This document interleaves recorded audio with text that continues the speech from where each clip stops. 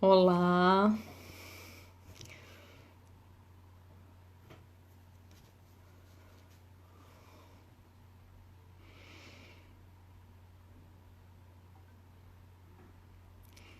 Oi, Neísa. Tudo bem, querida? Oi, Dalva. Oi, pessoal. Tô esperando o pessoal entrar. Vou receber aqui minha convidada, psicóloga Luna Gonçalves. Vai entrar aqui.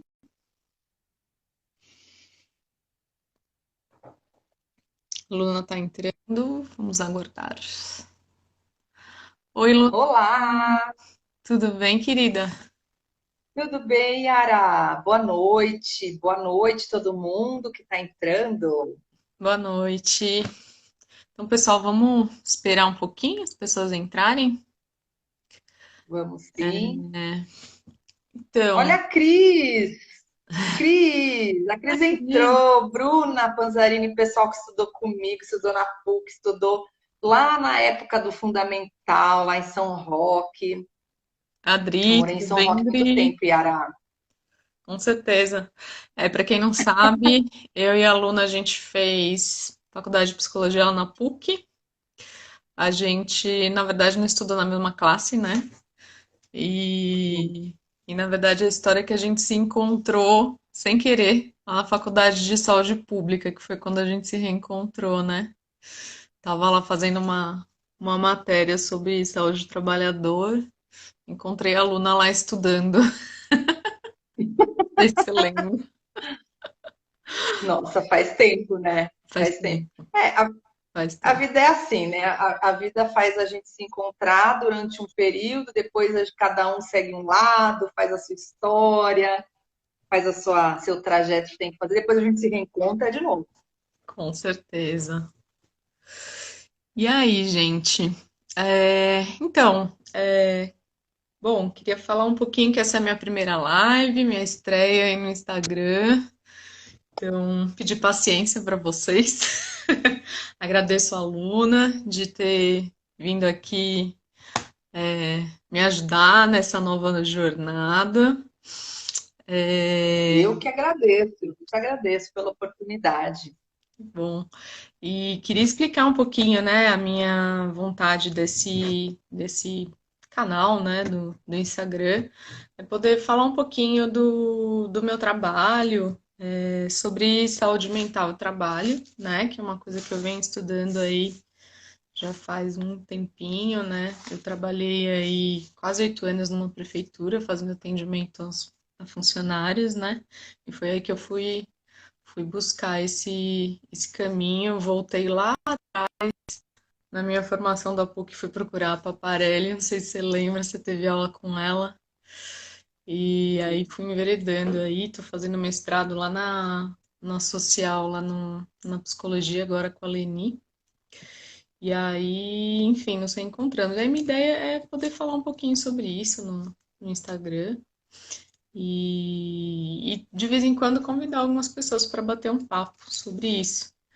E a ideia de hoje é a gente poder conversar sobre esse tema aí, lembrando que temos o mês das mães, né? Sobre o Sim. trabalho feminino, que é tão importante, né? E a Luna deu essa ideia da gente abordar a quarentena, né? Porque tá pesando aí, né? Para todas as mulheres que eu converso, pelo menos acho que para todo mundo não tá fácil, né? Mas para as mulheres com quem eu converso que têm filhos, a coisa tá difícil, né? Ter filho já não é fácil, né? Quando a gente trabalha, em especial, também. A gente vê muitas mulheres que acumulam as jornadas, né? É trabalhar, chegar em casa, limpar a casa, cuidar do filho. Atende muitos professores, profissionais de saúde que ainda têm dois empregos, né? A gente também, né? Psicólogo, a gente conhece muitos psicólogos, né? A Luna agora chegou em casa, né? Acabou de chegar em casa, né, Luna? Acabei de chegar dos atendimentos. Acabou de chegar em casa, tá entrando aqui com a gente, conversar com a gente. Então, geralmente é uma correria. Minhas amigas psicólogas aí falam muito, né? De como é essa vida ir para o consultório, para o trabalho fixo, enfim. Assim. E agora os filhos em casa, né? Que é um desafio, é uma necessidade, né? Claro, mas é um desafio ficar com a criançada em casa, né? Uhum. E eu tô curiosa com uma coisa, Yara. Diga. Será que a galera que está entrando aí, que está acompanhando a gente, bom, vou falar das mulheres, né? É, temos muitas mães aqui presente hoje, será? Dá É, um coraçãozinho aí, dá uma resposta pra gente. Temos mães ou não temos mães aqui hoje? tô vendo Será? várias mulheres, mas tô vendo algumas que não são mães ainda. Que não são mães, mas que são mulheres que Que também são mulheres. fazem o trabalho, tanto doméstico quanto fora, ou um, outro, ou os dois, ou os três. Claro. Tô vendo alguns homens aqui também. E aí, pessoal? Opa, que beleza! Porque essa Rodrigo. discussão é para os homens também, né? Rodrigo, meu amigo, Claro. camarada, que é pai em casa. Vamos lembrar que papais estão juntos nessa jornada. Minha amiga Paula, Roberta mãe de entrou. planta, olha só. Olha a Thaís Aurumbo entrou. A Oh, Marina disse, ainda não tem, ainda não é mãe, né, Marina? opa, Rodrigo Sade, na verdade, é a Marcela, ela estudou com a gente. Ela tá com o Opa, que celular do isso! maridão. Olha só. Legal, legal. Tá joia. Sejam bem-vindos, pessoal. Sejam bem-vindos, bem-vindas. Hoje o papo promete, né, Yara? Sim, então, acho que podemos começar a gente falar. Bora lá. Eu queria falar também que eu trabalho na Secretaria da Mulher de Barueri agora, que não é um trabalho que tem a ver com essa diretamente, né, com saúde mental e trabalho, mas a gente tá atendendo as pessoas, elas trabalham, o trabalho está super presente na vida, né? Impossível dizer que não tem nada, né? E eu atendo lá só mulheres, né? E essas questões de maternidade, de conciliar tudo, né? Acho que sim, aparece muito, né? Aparece muito no atendimento, não sei como é que é para você. Mas não sei, acho que queria começar um pouco, então, perguntando, né, um dos motivos de eu ter te convidado, porque você fez sua pesquisa de doutorado com mulheres trabalhadoras, né? E mulheres motoristas de caminhão, né? Queria que você me contasse um pouco da sua pesquisa, como é que foi a ideia da sua pesquisa e como é que aparecia essa questão do trabalho na vida delas, como eram esses desafios. Sim. Bom, quando eu terminei a faculdade da psicologia, eu já estava indo para um caminho de pensar sobre como é manter a saúde trabalhando. Será que isso era possível ou não? Saúde física, saúde mental. E aí eu fui fazer minha pós-graduação, né? Fui fazer mestrado, fiz doutorado, sempre na área do trabalho, né? Tentando investigar, né? Como é que o trabalho influencia positivamente e negativamente na vida do trabalhador, da trabalhadora, né? E aí eu fui trabalhar com uma professora que na época estava estudando há muito tempo já caminhoneiros, caminhoneiras, né? Não, na verdade ela só estudou caminhoneiros nessa época. Eu que inaugurei as caminhoneiras lá com ela, né?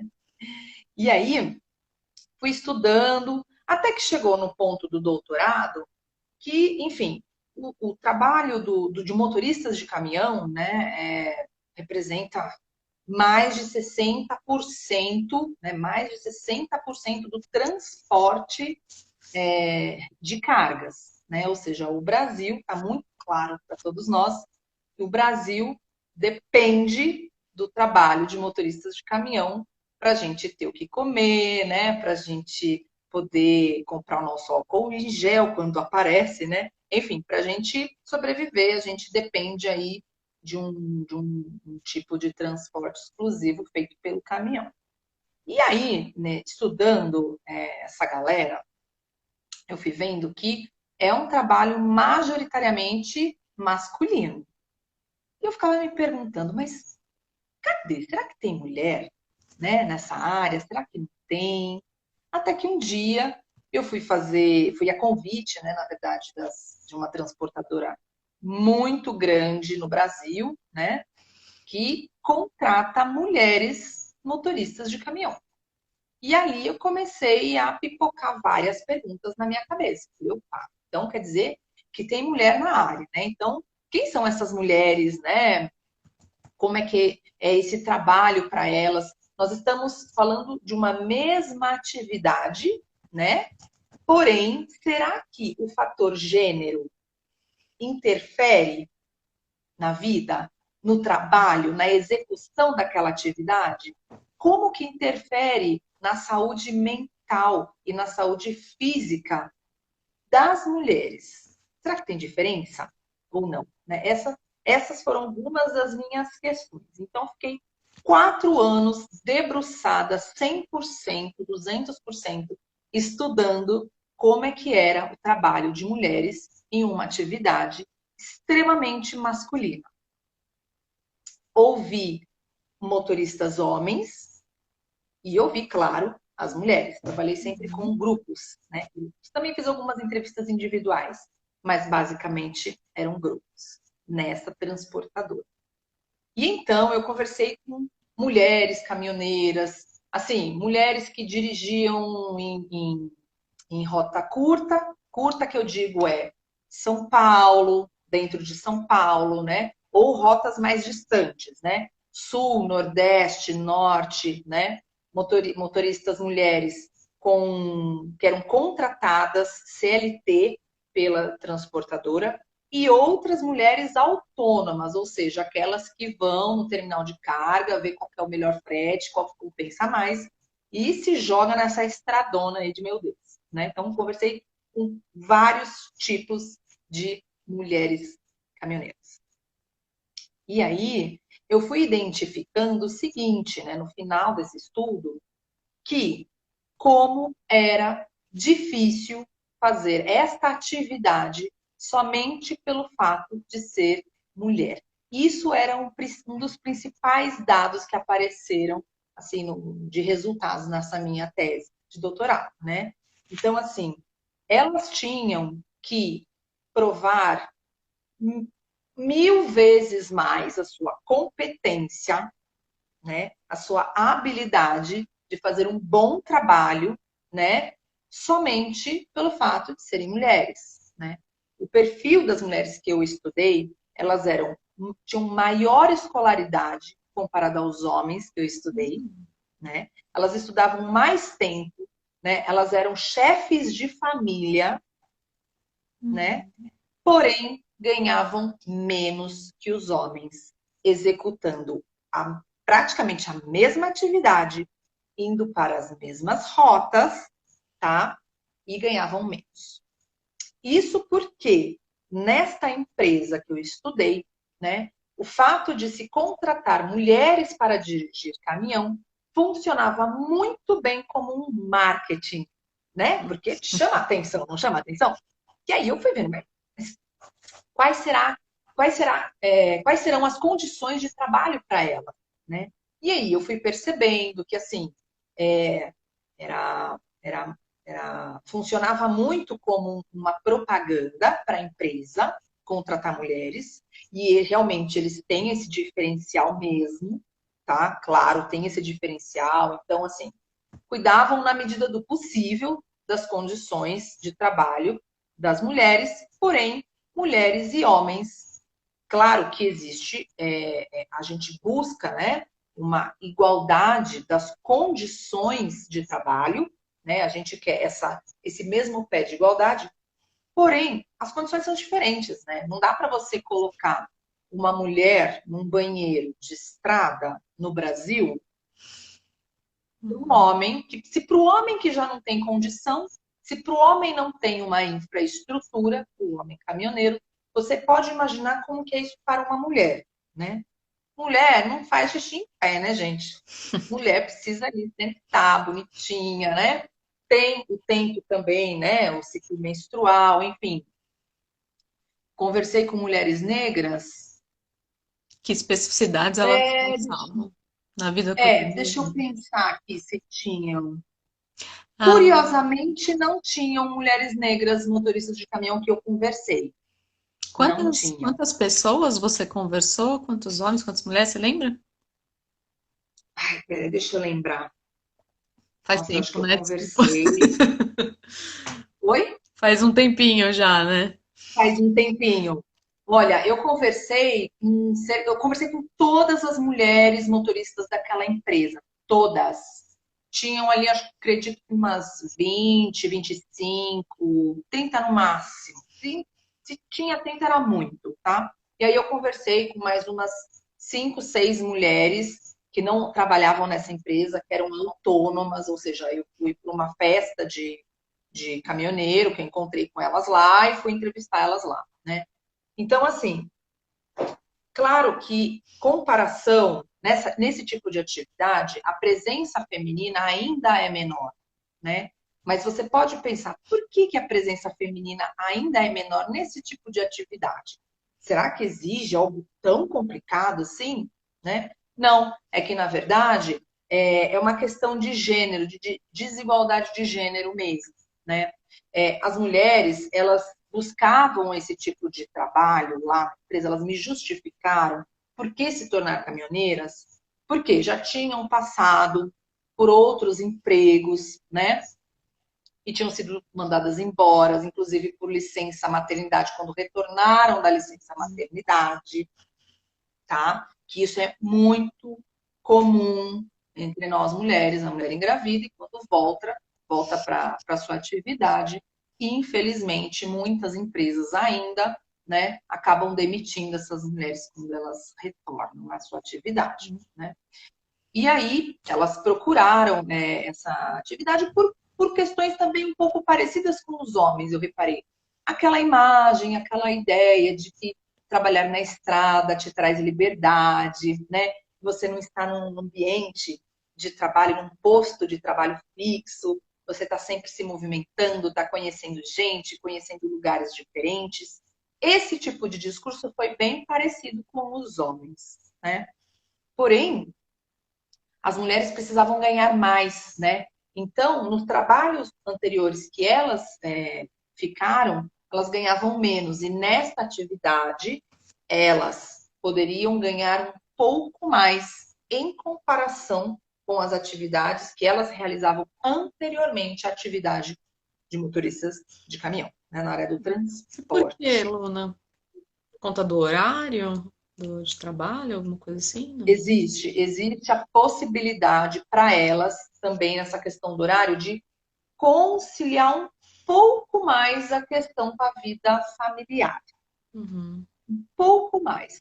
Isso depende, tá? Isso eu estou falando de mulheres que eram contratadas desta empresa e que faziam rotas curtas. Uhum. Rotas curtas dentro de São Paulo, ou seja, elas vão viajar um dia, né, hoje, por exemplo, e volta hoje mesmo, Uhum. tá? As que faziam viagens longas, 3 dias de distância, às vezes mais autônomas, né? Uma semana, ou nem se sabia quando voltava, porque só volta quando o frete compensa. Isso Uhum. pode demorar um mês, dois, né? Uhum. Então aí já ficava difícil essa conciliação com a vida familiar.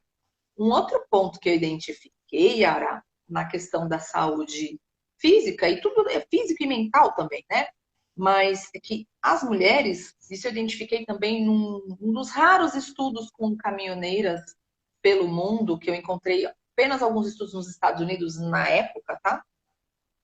Identifiquei isso também nas caminhoneiras que eu estudei, elas desenvolviam muita infecção urinária, Uhum. né? Por quê? Porque não tem onde parar o caminhão, né? Na estrada não tem onde parar o caminhão e fazer as suas necessidades, cuidados de higiene pessoal, que a mulher tem uma outra necessidade, isso é fato, né? E quando elas estavam em São Paulo, dirigindo, circulando aqui por São Paulo, não eram todos os lugares que permitiam que elas entrassem para, enfim, usar um banheiro, coisas do gênero. Então, o que elas faziam também? Uma outra medida que elas tomavam muito, e ainda tomam, tá? Anticoncepcional. Toma um atrás do outro, emenda a cartela na outra, para não menstruar. Para quê? Para não ter que lidar com, né, as demandas fisiológicas de um ciclo menstrual durante o trabalho, né, no meio de uma estrada. Então, isso também apareceu no relato. Então, o que eu identifiquei lá, Yara, tem muito, muito a ver, é um reflexo de como estão as mulheres hoje em dia no nosso Brasil, né?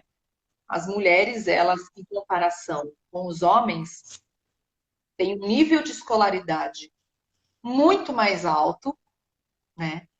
Podem estar na mesma função, mas ainda assim ganham menos por ser mulher, né? Por serem mulheres, tá? Então existe essa desigualdade, essa divisão Salarial. sexual do trabalho, com certeza, né? Uhum.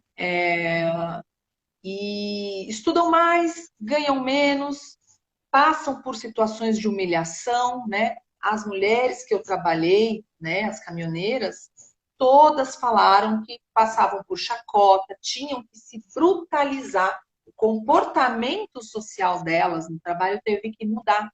E elas justificavam que não dava para ser tão docinha, entre aspas, tá? Meiga, entre aspas. Feminina, o conceito de feminino, tá? Entre aspas, tá? Por quê?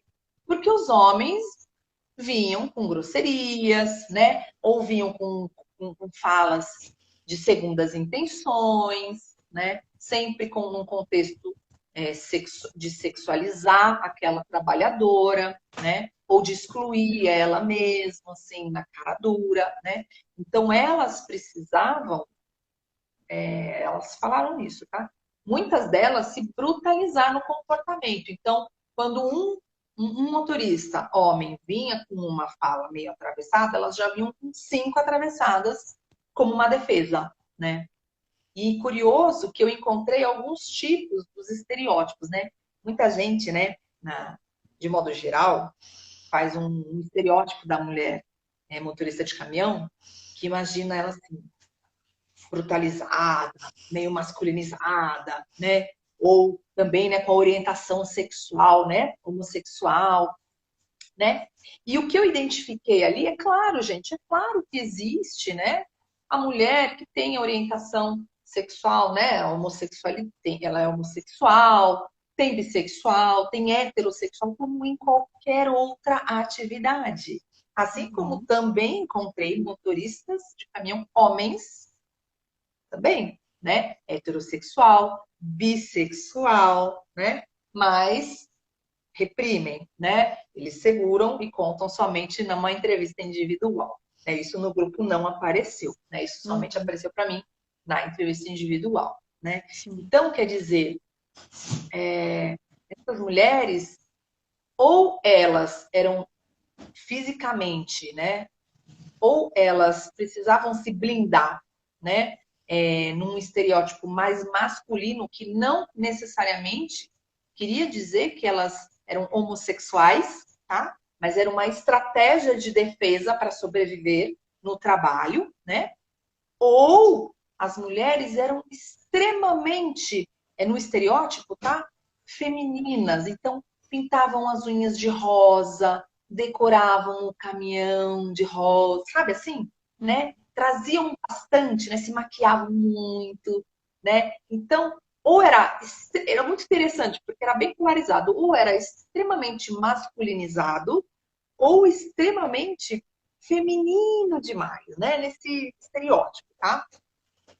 E é muito interessante isso, né? Porque de alguma maneira elas precisavam sobreviver dessa forma. Sim. Luna, deixa eu te fazer uma pergunta aqui. A Neísa, ela faz doutorado comigo lá na USP, na Psicologia Social.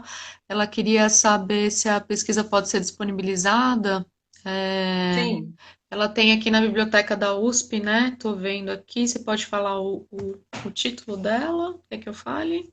Sim, é um título bem grande. Eu posso até, Eu falo eu aqui, posso ó. Aqui, ó. disponibilizar esse link. Sim. É o Aqui na trabalho de cola. motoristas de caminhão mulheres. Isso.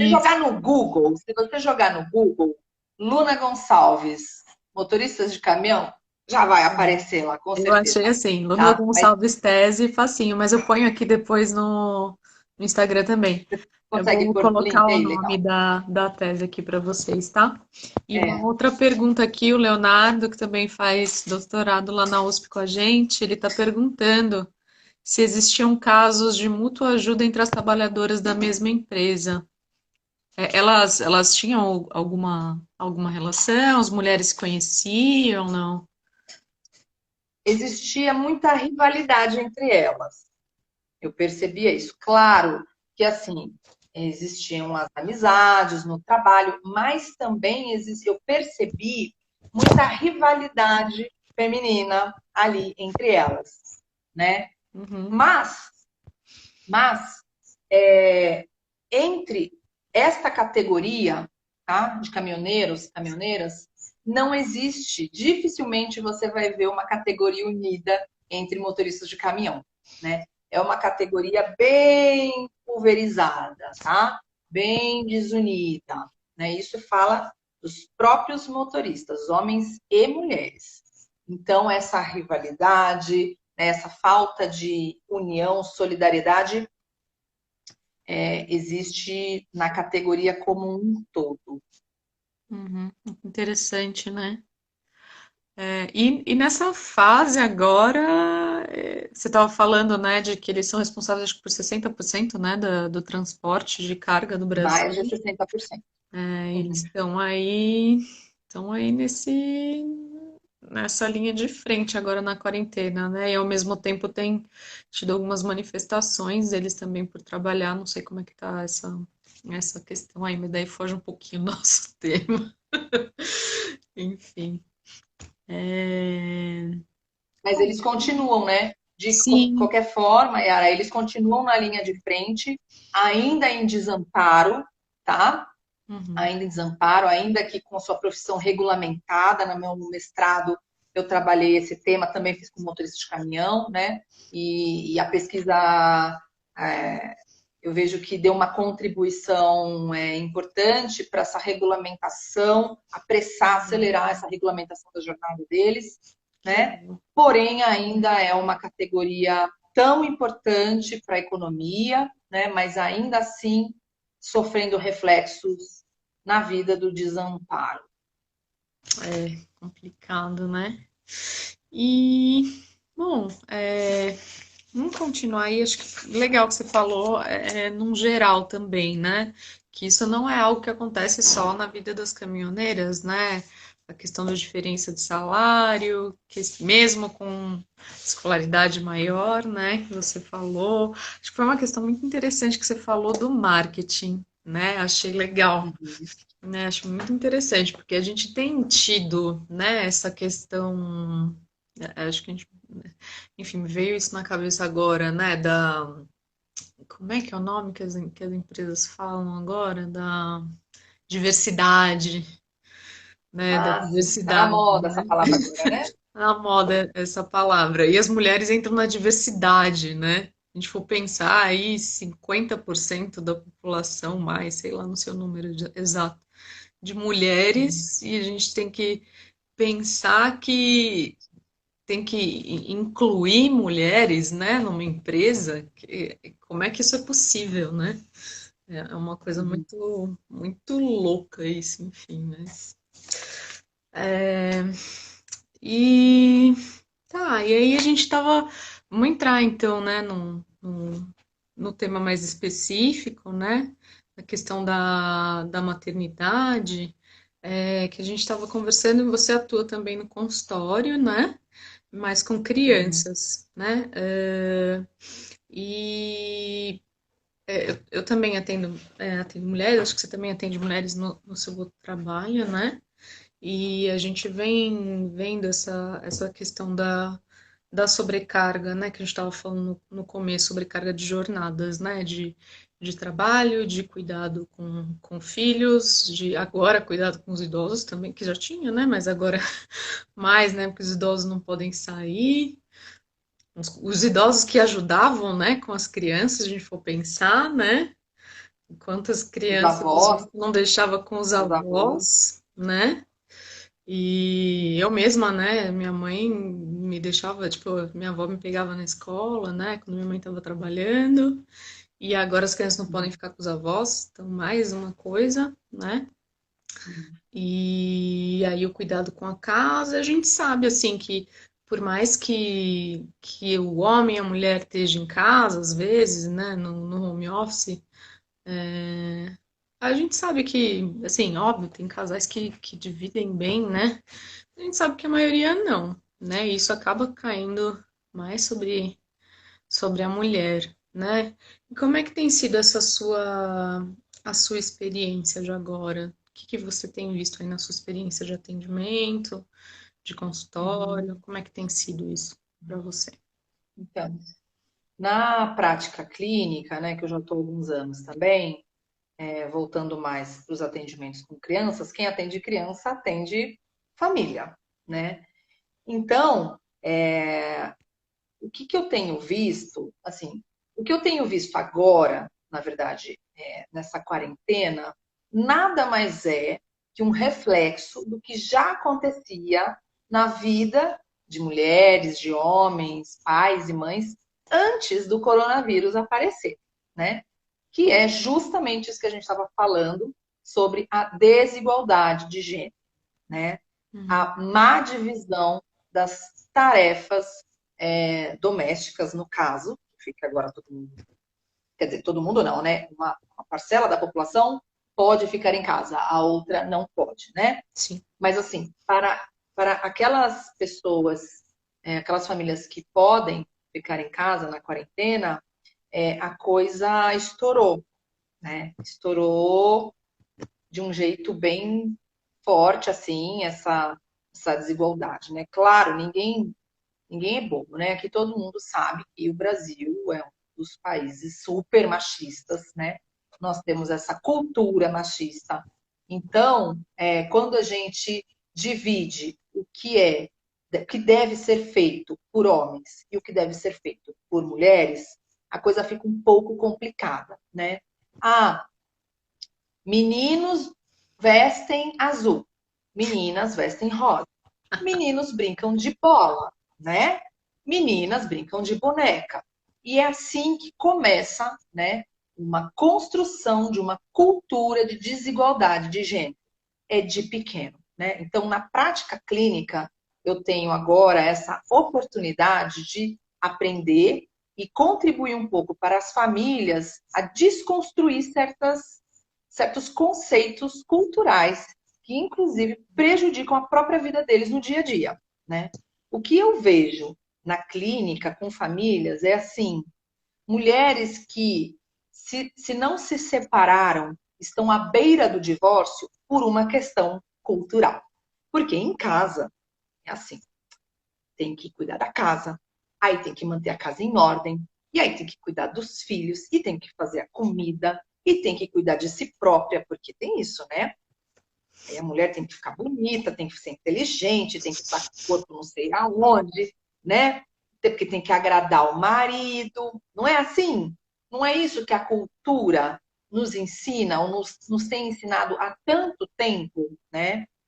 É isso, né? É de pequeno que se constrói essas noções do que deve ser feito por meninos, por meninas, como que meninas devem se comportar, como meninos devem se comportar. Então, os meninos de pequeno já vão aprendendo que não podem sim expressar o que sentem. Homem não chora, né? Quem não conhece isso, né? Ai, menina é tudo derretida, né? Não, não é. Não necessariamente é uma explicação, nem tudo se explica biologicamente. É claro que existem as diferenças biológicas, sim, nós não podemos ser negligentes em relação a isso, mas também existe uma construção cultural, social, que nos formam enquanto sujeitos, né? Enquanto pessoas, enquanto sociedade, né? Então, a partir do momento em que eu determino que a mulher, né, ela é a responsável pela organização e manutenção de uma casa e o cuidado dos filhos, e os homens, né, devem ser os provedores, eles devem ser sempre fortes, né?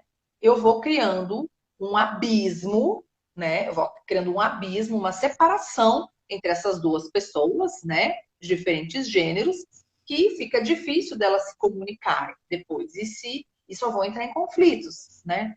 Porque, veja, eu costumo dizer para meus pacientes assim, ó, que tem os homens da época do dinossauro, o homem das épocas do dinossauro. Também tem as mulheres da época do dinossauro também, porque o machismo não é só feito por homens, é feito por mulheres também, não é? Então, quando os homens, antes, né, há uns tempos atrás, alguns anos atrás, né, o contexto era totalmente diferente na área de vida, né? Antes, o salário, né, que uma pessoa tinha, né, na casa, dava para sustentar todo mundo. Dava. Hoje em dia isso é impossível. Não dá para um. Bom, estou dizendo da maioria, tá? É claro que existem aquela minoria com salário bem grande, né? Mas assim, a maioria não dá mais para viver assim, né? O homem, a mulher, estou falando de homem e mulher, mas assim, isso vale para todos os tipos de casais e todos os tipos de configuração de família, tá bom, gente? Aqui a coisa é democrática. Mas assim, quando existe um casal que assim, não dá para só uma pessoa manter uma casa. A maioria do brasileiro não é essa. Essa não é a realidade do brasileiro. Os dois precisam trabalhar. As duas pessoas precisam trabalhar, né? Senão não sustenta uma casa. E aí o que acontece? Tivemos as transformações sociais, né? As mulheres foram avançando, né? Fomos conquistando espaços no mercado de trabalho. Ainda estamos nesta luta, não é mesmo? Como eu acabei de falar, ó a realidade que eu vi há poucos anos atrás, das mulheres motoristas de caminhão. Ainda continua. E eu peguei uma atividade, tem várias outras que provavelmente têm o mesmo reflexo, né? Então, assim, é difícil da mulher sair de casa, buscar um trabalho, que ela receba um dinheiro, que ela dê conta, né, de arcar com as contas da casa sozinha, né? A gente tem uma realidade hoje nas famílias que a maioria dos chefes de família, né, é mulher. É mulher que é chefe de família hoje em dia.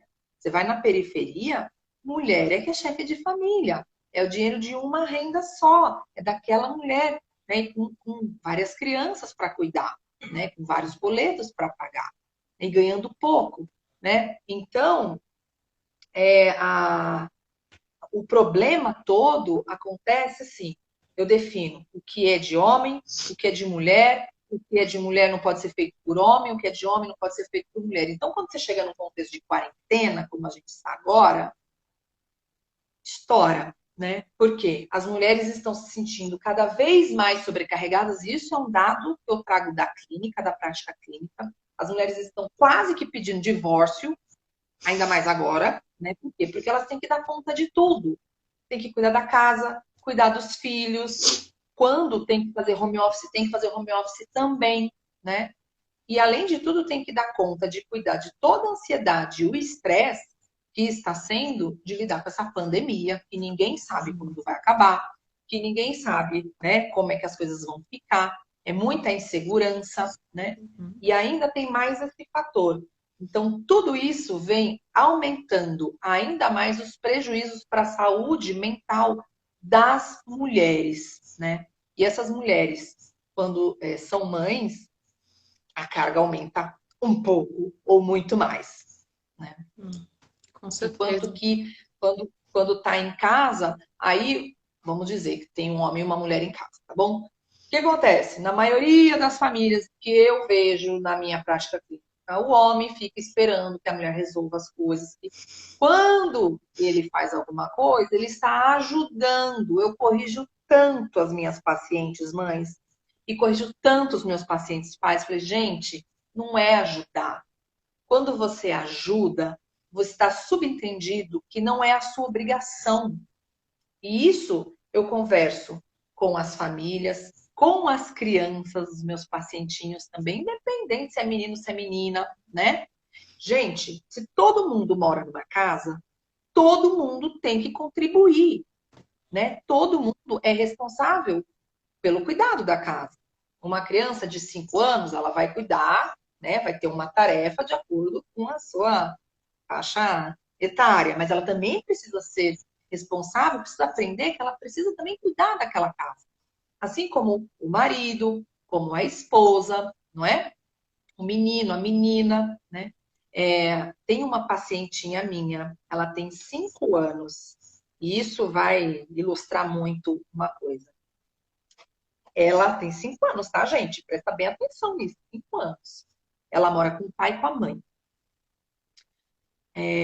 O pai é motorista, né? Então tá sempre, motorista de ônibus, então tá viajando sempre, tá bastante ausente por conta do trabalho. E quem fica em casa mais é a esposa com a menina.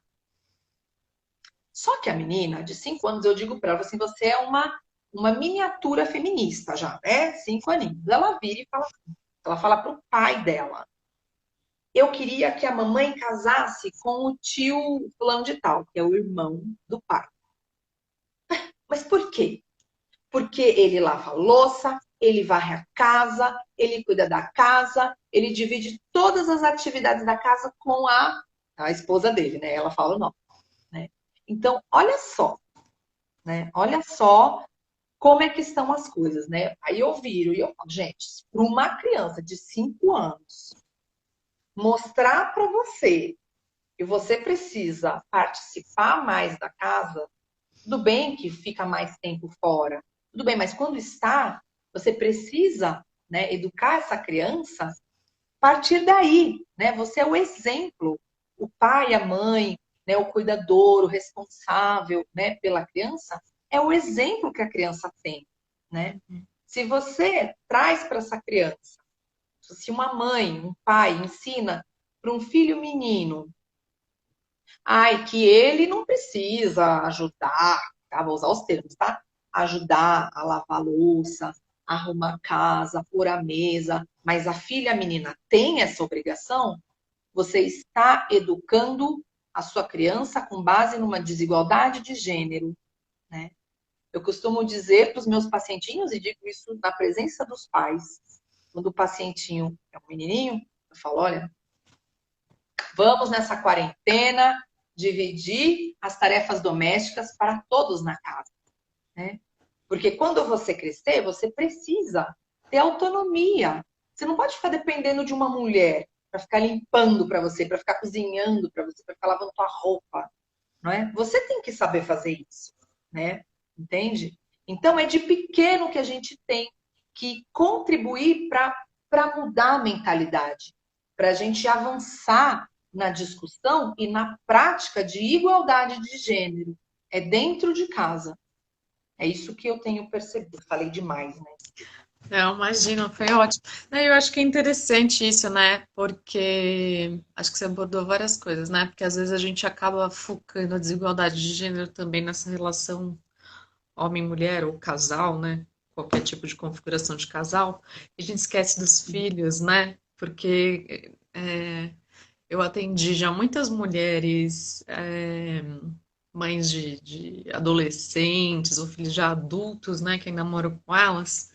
E elas às vezes falam mal dos filhos, né? De, ai meu Deus, mas eu tenho que arrumar o quarto dele, eu tenho que arrumar o quarto dela, eu peço para arrumar, eu peço para arrumar, e não arruma, e daí eu tenho que ir lá, tá? Mas por que que você tem que ir lá? O quarto é dele, deixa Exato. lá, né? E a pessoa não consegue, né? E é isso, a gente tem que lembrar também da responsabilidade das outras pessoas da casa, né? Não é só marido, né? Tem as outras pessoas lá da casa, é muito importante isso. E nesse momento de quarentena, ainda por cima, né? Todo mundo em casa, mais gente em casa o tempo todo, mais bagunça, e não é só o marido, Mas né? Não é só a mulher, é todo mundo ali, acho que todo mundo precisa participar, acho que isso é super importante e é um jeito de ensinar, né? Que você está falando bem interessante, né? É um jeito de ensinar também as crianças a ter responsabilidade, a aprender essa questão, né, de de gênero, de divisão sexual do trabalho, né? De igualdade de gênero e de autonomia, né? Que acho que é muito importante você estar falando, né? Não é só isso, autonomia mesmo, né? E Porque. Pode falar. e o trabalho doméstico é um trabalho que ele só as pessoas só enxergam quando ele não acontece, Sim, né? É um trabalho invisível, né? Então, se você está mantendo uma casa, cuidando da casa, está tudo limpo, brilhando, tudo em ordem, ninguém vai notar, claro. tá? A maioria das pessoas não vai notar. Agora, deixa uma casa, né, com as roupas sujas, deixa lá as louças na pia, não é? Deixa o chão aí sem passar cândida, né? Que a gente tá tendo que passar muita cândida no chão. Deixa a casa de pernas para o ar para você ver o quanto vale um trabalho doméstico, não é? Claro. Então, esse também é um outro ponto, né? É, é, ainda muitas mulheres e também muitos homens, eu digo, as próprias mulheres não reconhecem isso, elas falam assim: ah, é porque eu não trabalho. Sim, Como você não trabalha, né? Então você tem que ajudar, provocar essa reflexão. Eu acho que a nossa função, enquanto psicólogos, né, psicólogas, de ajudar nessa desconstrução de certas coisas para ajudar a reconstruir outras, né? Então, quando elas falam assim, ah, eu não trabalho, sabe, doutora? Não, quem disse que você não trabalha? Você trabalha sim. Você trabalha em casa e você trabalha muito, né? Você quer dizer para mim que você não trabalha fora de casa, né? Porque o que é visível a olho nu é o trabalho que acontece fora de casa, sim. ou até mesmo home office, né? Agora, o trabalho doméstico, muitas pessoas ainda não reconhecem como um trabalho importante e fundamental, né? Sim. É, Para casa se manter precisa, tem jeito. claro. E aquela coisa, né? Se não tem alguém cuidando, a pessoa não sai para trabalhar, né? Ou tem Exato. que pagar alguém para fazer. E uma coisa que eu queria trazer, né, que meu mestrado não é absolutamente sobre isso, mas uma coisa que eu estou tendo que estudar, que é sobre o trabalho doméstico mesmo, que ele se chama trabalho reprodutivo, né? Tem o trabalho produtivo, que é o trabalho que se produz coisas, e o trabalho doméstico se chama de trabalho reprodutivo, né? Você deve ter estudado isso. E aí eu peguei um artigo, já tem bastante tempo, na verdade, da professora Ildete Pereira de Mello, que é uma economista lá da Universidade Federal Fluminense, que estuda gênero. E é interessante que eles têm alguns estudos que eles fazem é, estudos econômicos mesmo sobre o uso do tempo, né? E se começou a medir, né? Na Pesquisa Nacional de Amostra por Domicílios, a PNAD, de 2001. Desde 2001 começou-se a investigar na população, o IBGE, a colocar também se a pessoa faz trabalho doméstico, né? Porque é aquela coisa, a pessoa não trabalha, então anota lá, não trabalha, né? Então começaram também a colocar isso. E aí é interessante, eu vou falar aqui, as tarefas que se classificam como tarefas domésticas, que são arrumar ou limpar toda ou parte da moradia, cozinhar ou preparar os alimentos, passar, lavar roupa ou louça, utilizando aparelhos eletrodomésticos ou não, porque parece que é só colocar a roupa na máquina, né? Mas tem que pegar a roupa, pôr na máquina, esticar, pegar de volta, guardar no, guardar no armário. As pessoas acham que isso não é nada, né? Mas tem que fazer, né? Orientar ou dirigir trabalhadores domésticos na execução das tarefas, cuidar dos filhos ou menores moradores. Essa questão, né, de dirigir trabalhadores domésticos, né? Então, aquela assim, o marido vai lá e fala: mas eu pago a faxineira, eu pago a empregada. Só que você tá lá no dia, isso acontece comigo que eu me ouço falar bem rapidinho. Você tá lá no dia que a faxineira tá lá, né? E daí ela vai perguntar pra quem o que tem que fazer. Mas isso aqui, ó, tá faltando não sei o que, tem que comprar não sei o que, né? Quem é que tem que resolver isso? É você? Quem é que... Isso gasta tempo, né? Ajuda, com certeza, você ter alguém para fazer o trabalho, com certeza, absolutamente. Mas são coisas que vão consumindo o seu tempo, né? E aí, nessa pesquisa, eles falam que nessas pesquisas que eles chamam de uso do tempo, né? Sobre quantidade de tempo que as pessoas gastam para fazer trabalho doméstico, que aparece que mulheres gastam mais tempo, mesmo quando homens e mulheres estão de férias, as mulheres de férias gastam mais tempo fazendo trabalho doméstico, mesmo que os homens estejam de férias. Então, se o homem estiver de férias, mesmo assim, ele vai gastar menos tempo fazendo trabalho doméstico que a mulher, né? E fazendo alguns cálculos baseados em em valor de salário, de pagamento para diarista, para empregada doméstica, etc. e tal, eles calcularam, isso faz tempo, um estudo um pouco mais velho que eu peguei, entre 2001 e 2006, que se você considerar o trabalho doméstico, ele seria responsável por 10 a 11% do PIB brasileiro. Você tem noção do que é Nossa, 10% do PIB brasileiro? E as pessoas dizem que trabalho doméstico não é nada. Então, assim, é muito complicado para você ver como falar que o trabalho doméstico não é nada é desvalorizar, é um jeito de desvalorizar muito a mulher, né? Porque uhum, pensando que as mulheres que fazem mais esse tipo de trabalho, né? Então, queria uhum. só. E tem mais uma frase que eles colocaram aqui que eu achei muito interessante, né? O trabalho doméstico não tem aposentadoria, não tem fim de semana, mesmo que as mulheres trabalhem fora, elas começam muito jovens e nunca deixam de fazer esse tipo de trabalho, né? Exato, exato. É, é isso, né? E como a Então, gente muda isso, né? E é sempre essa questão. E como é que a gente muda isso, né? é, Mudando é na cultura. A cultura a gente não muda de uma hora para outra, né? claro. Porque são muitas pessoas pensando de formas diferentes, né? Cada um com seus valores familiares, seus valores humanos, suas visões políticas, suas visões religiosas, né? Seus entendimentos singulares, né?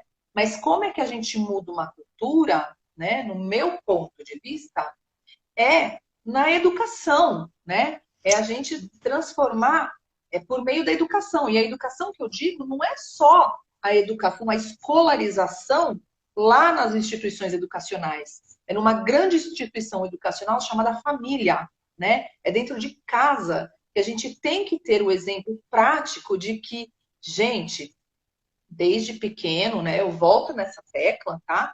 Porque eu considero importante, desde pequenininho, meninos e meninas já os pais apresentarem, né, para essas crianças, independente do gênero, independente de qualquer coisa, cuidados com a casa, a importância que tem cuidar de onde você mora, né? A importância de respeitar o outro, seja homem, seja mulher, seja homossexual, seja heterossexual, seja assexual, não importa, né? É uma educação de empatia, de pertencimento, né, a um ambiente, a um núcleo familiar. A sua primeira sociedade é a família, né? A sua primeira sociedade. Então, ali que você vai aprender quais são os valores. Meninos não só podem, como devem sim brincar de boneca para aprender como se projetarem um dia, se quiserem se tornar pais, né?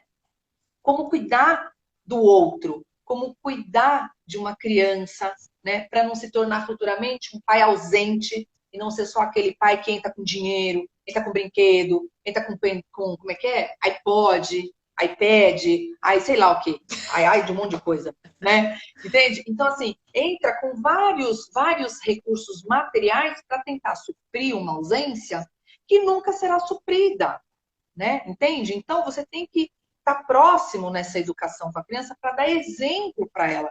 Então, o marido, a esposa, se a mulher ela mora sozinha, né? Se é mãe solo, se é um pai solo também, porque eu também, gente, eu atendo casos de pais ótimos de pais ótimos, que pais que precisam cuidar sozinhos dos seus filhos, por milhões de razões.